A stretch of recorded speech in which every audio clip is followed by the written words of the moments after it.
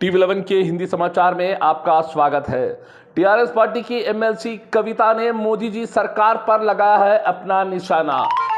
MLC कविता ने अपने गुस्से का इजहार करते बताया कि भाजपा सरकार गुज़िश्ता 8 साल में जनता के लिए या हिंदुस्तान के लिए कुछ नहीं किया है और अब भाजपा को चीप पॉलिटिक्स करना एक आदत सी हो गई है।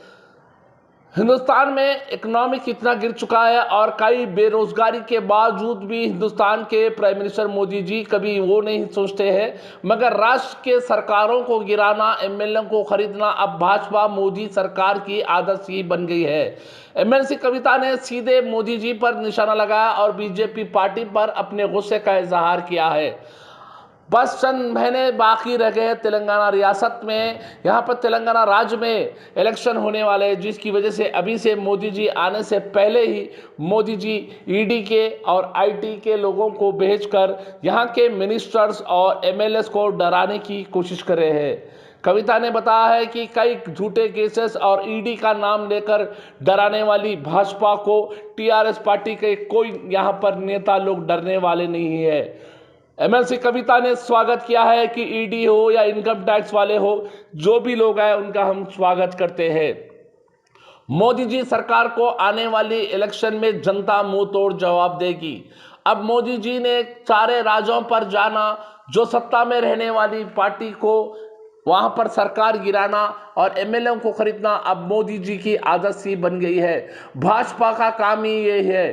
टीआरएस पार्टी ने गुज़िश्ता 8 साल में यहां पर हर मजहब के लोगों के लिए काम किया और तेलंगाना राज्य को सुनहरा तेलंगाना बनाया है। एमएलसी कविता ने कहा है वो जेल जाने के लिए भी तैयार है, वो हो या उनके पार्टी का कोई नेता हो, जेल जाने के लिए भी तैयार है। हम ईडी हो या इनकम टैक्स से डरने वाले नहीं है। उन्होंने अपने गुस्से का इजहार करते हुए सीधा अपना वार मोदी जी के साथ साथ भाजपा पर किया है। बहरहाल जो कुछ भी हो, तेलंगाना राज्य में अब सियासती रंग गर्म होते जा रहा है। एमएलसी कविता ने फिर से एक बार सवाल दिया है भाजपा पर। आइए देखते हैं हमारे रिपोर्टर मोहम्मद फरीद की खास न्यूज। हमारा इस TV11 चैनल को YouTube में लाइक करें, कमेंट करें, शेयर करना ना भूलें। फेसबुक, ट्विटर और इंस्टाग्राम पेज को फॉलो करें।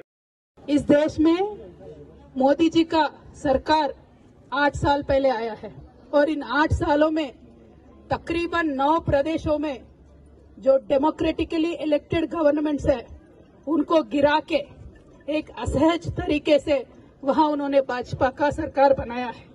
ये हम देख रहे हैं इस देश में क्या हो रहा है और ये आज देश में बच्चा बच्चा जानता है कि किसी भी प्रदेश में इलेक्शन होने वाला होता है वहां मोदी से पहले ईडी पहुंच जाता है। तो आज तेलंगाना में भी यही हुआ है, कुछ नया नहीं है।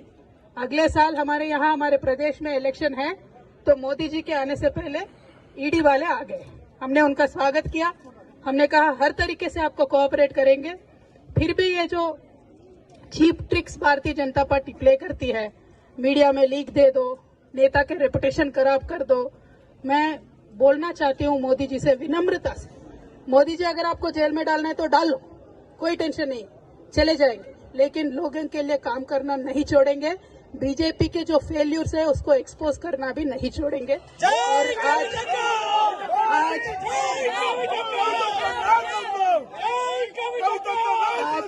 तेलंगाना प्रदेश में केसीआर साहब के सदारत में बहुत अच्छे तरीके से सरकार चल रही है। आप इस सरकार को गिराने के जितने साजिश आपने किया है वो लोगों ने देखा है, क्योंकि